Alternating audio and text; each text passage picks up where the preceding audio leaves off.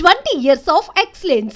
Sun International Institute of Tourism and Management. ఈ సినిమాలు చూస్తే సార్ మీరు ఎవరికైతే సినిమాలు తీశారో ఆర్టిస్టులు చిరంజీవి గారు కానీ శ్రీకాంత్ కానీ మన సుమన్ గారు కానీ మిగతా ఆర్టిస్టులు అందరూ మీరు ఎవరైతే వాళ్ళ కెరీర్ స్టార్టింగ్లో మీ చెయ్యి ఇచ్చి వాళ్ళతో సినిమా తీశారో వాళ్ళందరూ అద్భుతమైన స్థానంలో ఉన్నారు. మీ చెయ్యి మీకు తప్పించి అందరికీ కలిసి వచ్చింది అంటే ఏమంటారు?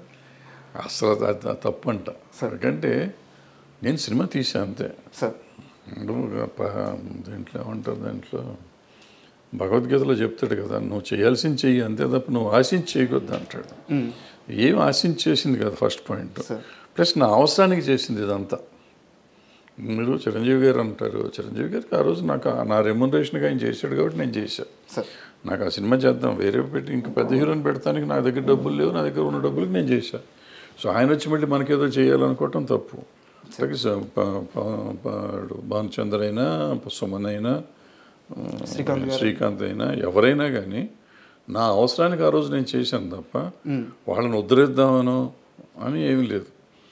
వాళ్ళకైనా సెంటిమెంట్ ఉందో ఏమన్నా ఉంది మావాడు అనుకుంటే అనుకోవచ్చు, తప్పులేదు.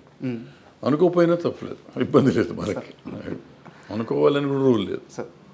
అండ్ ప్రతిఘటన సినిమా టాపిక్ వచ్చింది కాబట్టి అంటే ఇది మీకు సంబంధం లేని ప్రశ్న, కానీ మీరు చార్మి గారిని దగ్గర నుంచి చూశారు. ఆమెని అంటే చార్మీలో అందమని కానీ ఆమె బాగుంటుందని స్క్రీన్ మీద చూపించడం కానీ చాలామంది చేస్తే ఆమె యాక్టింగ్ సైడ్ మీరు చూపించారు.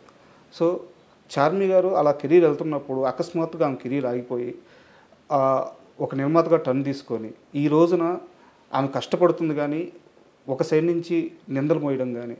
సో చార్మి గారి కెరీర్ ఇలా అవ్వడానికి మీరు దగ్గర నుంచి చూసిన మనిషి కాబట్టి ఎందువల్ల అయిందంటారు?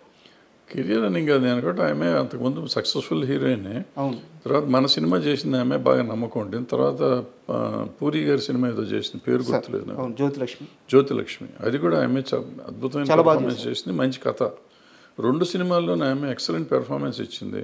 ప్రాబ్లం చిరాకేసి ఉంటుంది, వీళ్ళు మంచి సినిమాలు చూడరు, మంచి పెర్ఫార్మెన్స్ చూడరు, వీళ్ళకి అనవసరం మనం చేయటం అని ఆమె రూట్ మార్చుకుని ఉంటుంది. మార్చుకొని ప్రొడ్యూసర్ అయింది. సరిగ్గా ఈ ఇండస్ట్రీలో 100 మంది 100 అంటారు.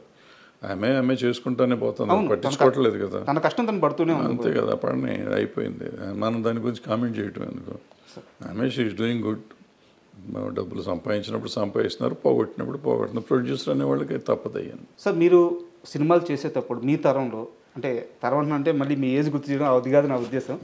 మీరు సినిమాలు చేసేటప్పుడు సార్ హీరోలని విపరీతంగా ఆరాధించేవాళ్ళు. అయితే దాంట్లో ఎలాంటి ఒక ఫేక్ ఉండేది కాదనమాట. అంటే ఎవరో పక్క నుంచి జనాలు పుల్ చేయడం అలాంటిది ఏమి ఉండేది కాదు. హీరో రోడ్ల మీదకి వస్తే దేవుళ్ళుగా చూసేవాళ్ళు. కృష్ణ గారిని కానీ, ఎన్టీఆర్ గారు కానీ, ఏఎన్ఆర్ గారు కానీ వాళ్ళందరినీ కూడా నిజంగా దేవుళ్ళలాగే చూశారు. అదంతా చాలా రియలిస్టిక్గా, చాలా రియాలిటీగా జరిగిన సందర్భం అది. బట్ ఈరోజు ఇండస్ట్రీలో పరిస్థితి చూస్తే యూట్యూబ్లో పాటలకి వ్యూస్ కొంటున్నామని చెప్పి నిర్మాత చెప్తున్నారు, ట్రైలర్ వ్యూస్ కొంటున్నామని చెప్పి నిర్మాత చెప్తున్నాడు. సో జనాల్ని పుల్ చేస్తున్నారు.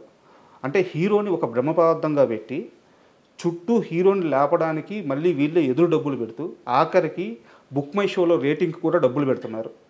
సో నిర్మాతలే ఇంత ఖర్చు చేసి నిర్మాతలే హీరోని లేపుతున్నారు. ఈ రోజున ఉండే హీరోల రియల్ క్రేజ్ రియలేనా అంటే ఏం చెప్తారు? అంటే మరి రియల్ క్రేజే కదా, చచ్చిపోతాం అంటున్నారు అక్కడ. పచ్చబొట్లు పొడిపించుకుంటున్నారు, చేతుల మీద, కాళ్ళ మీద, మెడ మీద, బొడ్డు మీద, అన్ని చోట్ల పొడిపించుకుంటున్నారు, గుండెల మీద, ఇన్ని చోట్ల పచ్చబొట్లు పొడిపించుకుంటున్నారంటే రియలేనే కదా. మరి నిర్మాతలకు ఎందుకు సార్ ఇన్ని కష్టాలు? ఇప్పుడు మీరు ఒకటి అడుగుతున్న ప్రశ్నలోనే సమాధానం ఉంది మీకు. ఆ రోజునైనా ఈ రోజునైనా, ఆ రోజున అట్లీస్ట్ మార్నింగ్ షోకి వచ్చేవారు ఫ్యాన్స్ అంతా. ఈరోజు ఫ్యాన్స్ ఇంత పెద్ద ఫ్యాన్ ఫేర్ ఉన్న సినిమాలు కూడా కొన్ని సినిమాలకి మార్నింగ్ షోనే ఫుల్ అవట్లేదు. అవును. ఇది పెద్ద హీరోలు అని చెప్పబడే వాళ్ళ సినిమాలు కూడా. అంటే మరి దాంట్లోనే అర్థమైపోతుంది. మళ్ళీ అక్కడేమో హయ్యెస్ట్ ఫ్యాన్స్ ఉన్న హీరో అంటారు వాళ్ళు.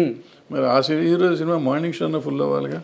సోషల్ మీడియాలో ఒక్కొక్కరు హ్యాండిల్ చూస్తే కొన్ని మిలియన్స్ సినిమాలు మార్నింగ్ షో ఫుల్ అవ్వట్లేదు. మరి ఆ పరిస్థితి ఏమొస్తుంది ఏం చెప్పలేము. ఇప్పుడు ఏమైపోయింది, సోషల్ మీడియా అయిపోయింది. ఎక్కువ మంది ఈ సోషల్ దాంట్లో పేర్లు పెట్టుకుని వాళ్ళ వ్యూస్, యూట్యూబ్ కోసం వచ్చేవాళ్ళు కొంతమంది, టీవీలో కనపడటం కోసం వచ్చేవాళ్ళు కొంతమంది, వీళ్ళంతా ఫ్యాన్స్ అయిపోయారు. నిజంగా ప్యాషనేట్గా ఆయన కోసం, పలానా హీరో కోసం నేను ప్రాణం ఇస్తాననేవాళ్ళు బయటకు చెప్పేవాళ్ళే కానీ ఇచ్చేవాళ్ళు తక్కువ. ఓ 10% 20% ఉంటారు. గతంలో ఏంటంటే 80% వాళ్ళు ఉండేవారు, 20% పబ్లిసిటీ కోసం వచ్చేవాళ్ళు. పబ్లిసిటీ లేకపోతే దానివల్ల అడ్వాంటేజ్ తీసుకుందాం అనుకునేవాడు. ఇప్పుడు శోభన్ బాబు గారికి, కృష్ణ గారికి, ఈ రోజు ఎన్టీ రామారావు గారికి, నాగేశ్వరకి ఈ రోజుకి ఇంకా ఫ్యాన్స్ అట్టాగా ఉన్నారు. వాళ్ళందరికీ 70 ఏళ్ళు 80 ఏళ్ళు వచ్చినా వాళ్ళు ఈ రోజుకి వాళ్ళ డబ్బులు పెట్టుకుని ఫంక్షన్లు చేస్తారు. కృష్ణ గారికి ఏ ఊళ్ళో పెడితే ఆ ఊరిలో విగ్రహం పెడుతున్నారు ఇప్పుడు వాళ్ళ సొంత డబ్బులతో. శోభన్ బాబు గారికి ప్రతి సంవత్సరం ఆయన బర్త్డే రోజు జనవరి 30వ తారీఖు, జూన్ 30వ తారీఖు అనుకుంటప్పుడు వాళ్ళు రెగ్యులర్గా ఏదో ఇది చేస్తూ ఉంటారు, ఫంక్షన్లు చేస్తారు లక్షలు ఖర్చు పెట్టి. సో మరి ఏం చెప్తాం అంటే వాళ్ళకి అంత అభిమానం ఉంది, ఇప్పుడు కూడా వాళ్ళు చేసుకుంటున్నారు. సో ఇవన్నీ ఏంటంటే అభిమానం. మరి ఇప్పుడు ఉన్నవాళ్ళు మరి మార్నింగ్ షో రావట్లేదు జనం. అంటే వాళ్ళు 300-400 రూపాయలు ఖర్చు పెడతారు. ఇప్పుడు ఉన్న 10 మంది 20 మంది లక్షలు ఖర్చు పెట్టి చేస్తున్నారు సార్. తేడా. అండ్ మీ మీద నాకు ఒక కంప్లైంట్ ఉంది సార్. ఆ కంప్లైంట్ అంటే అది నాది కరెక్టేనా లేదు నువ్వు తప్పుగా అర్థం చేసుకున్నావు రాజా అంటారా? నేను అడుగుతాను, మీరు చెప్పండి దానికి. దాసరి నారాయణరావు గారు సార్ ఇండస్ట్రీకి పెద్ద దిక్కు.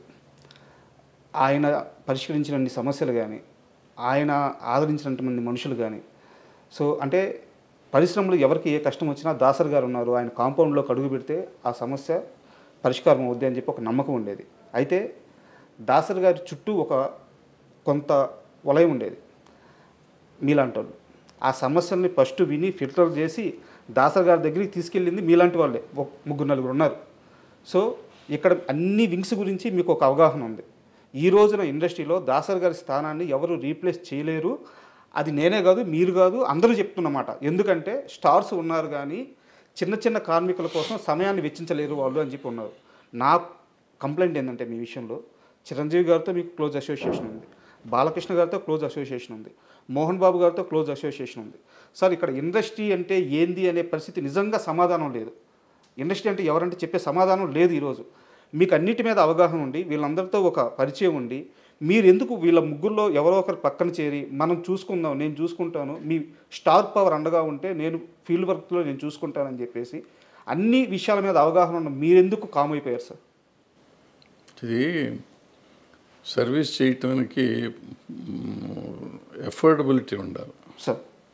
నేను ఇందాకే చెప్పాను, ఫస్ట్ క్వశ్చన్లోనే చెప్పాను, జీవితం నిజ జీవితం వేరు, ఈ మీరు మాట్లాడుకోవటం వేరు సార్. ఇప్పుడు మీరు నలుగురికి నేను అవైలబుల్గా ఉండాలి, 100 మందికి అవైలబుల్గా ఉండాలి.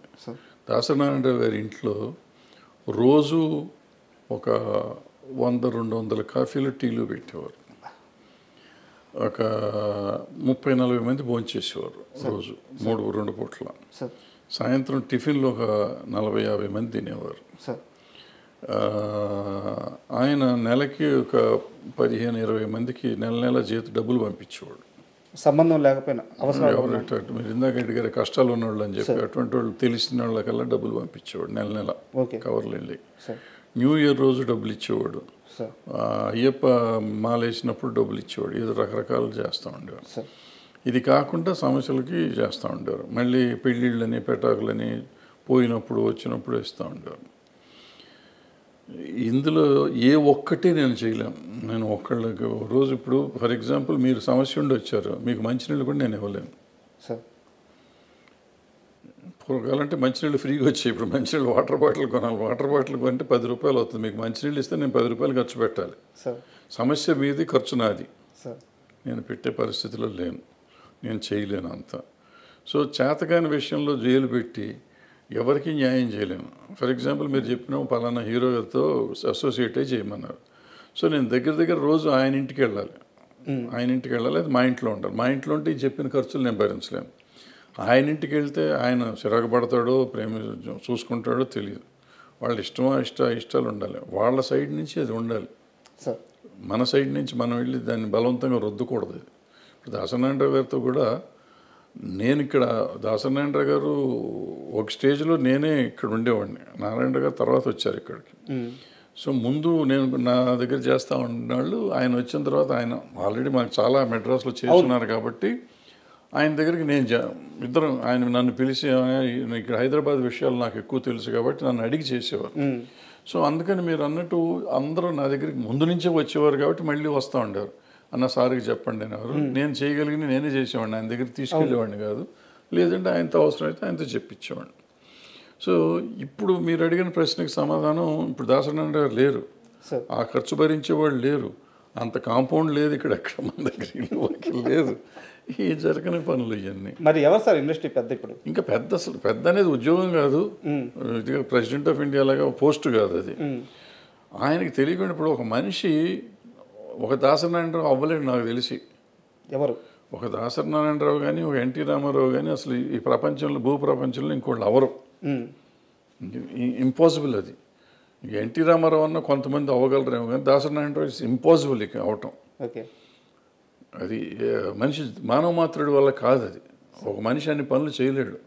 ఆయన ఏంటి, writer, director, actor, distributor, exhibitor, producer, lyric writer, dialogue writer, story writer, paper editor, politician, MP, తర్వాత మినిస్టరు, ఇది కాకుండా కాపు సంఘం, ఆళ్ళ గొడవ, అక్కడ నాయకుడు, ఏది కాదు.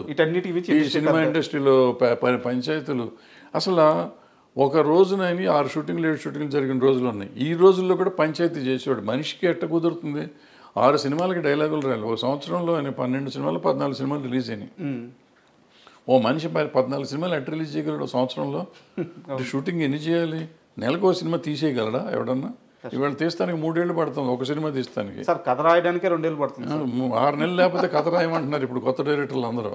ఇప్పుడు ఈ పరిస్థితుల్లో ఆయన ఎట్ట చేసేవాడు ఏంటి? అలాంటి మనిషి అసలు రాడు. ఇవన్నీ ఉండగా పంచాయతీలు చేయటం, ఇప్పుడు నేను చెప్పిన యాక్టివిటీస్ కాకుండా పంచాయతీలు చేయటం, వీళ్ళందరి కథల కష్టాలు వినాలి కదా. వచ్చినాడు ప్రతివాడు కష్టం వినాలి. షూటింగ్ చేస్తాడా? ఇప్పుడు ఆయన పక్కన 4 ఫ్లోర్లో షూటింగ్ జరుగుతుంది. 4 ఫ్లోర్లో షూటింగ్ సంగతి చూడాలా, లేకపోతే నా బోటి వాళ్ళకి డైలాగులు రాసి పెట్టేవాడు అది చూడాలా, లేకపోతే ఈ వచ్చిన పంచాయతీ చూడాలా, లేకపోతే ఈ కాపు సంఘం మీటింగ్ చూడాలా, ఏది చూడాలి? అందరూ అక్కడ బయట వెయిటింగ్లో ఉండేవారు. మానవుడికి సహజం అది కుదురుతుందా? ఇవాళ మీరు చెప్పే ఎవరికన్నా, ఏ పెద్దలకన్నా కుదురుతుందా? చేయగలరా? ఇంపాసిబుల్. అది గురించి మర్చిపోండి. సో ఆ పెద్ద అనేది లేదు, పోస్టు లేదు, ఏం లేదు. ఆయనకి ఏదో వచ్చేసింది, జరిగిపోయింది, ఇంకెప్పుడు జరగదు ప్రపంచంలో. అది ఆయన తెచ్చుకుంది కాదు, ఆయన స్వభావం వల్ల స్వభావం వల్ల వచ్చింది ఆయన. ఇప్పుడు నేనే వెళ్ళాను, సినిమా ప్రాబ్లం వస్తే ఆయనకి నాకు పరిచయమే లేదు, వెళ్ళిపోయి ఏదో ఆయన చేసి పెట్టేవాడు. సో అట్లా ఎవరు మళ్ళీ వస్తారని అనుకోవటం దురాశ.